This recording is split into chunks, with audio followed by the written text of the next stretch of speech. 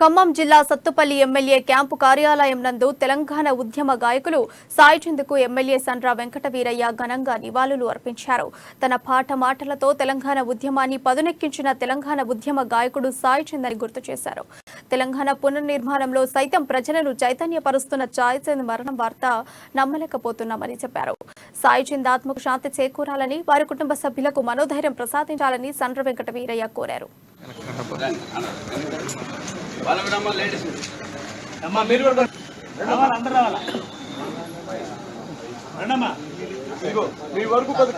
ముఖ్యమంత్రి గారు కానీ ప్రభుత్వ పరంగా ఏ కార్యక్రమాలు జరిగినా వారి యొక్క గొంతుని ఆనందకరంగా వినిపించి ప్రజల్ని కట్టుపడేసే గొప్ప గొంతు మా సాయి చంద్ గారి.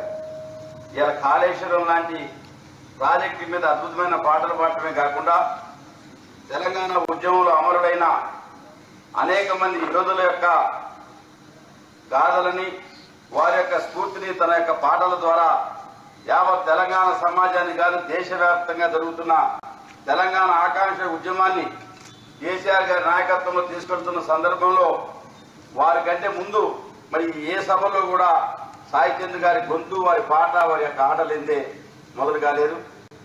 39 సంవత్సరాల అతి చిన్న వయసులోనే దురదృష్టవశాత్తు మరి వారు గుండె జబ్బుతో మరణం చెందడం చాలా బాధాకరమైన విషయం.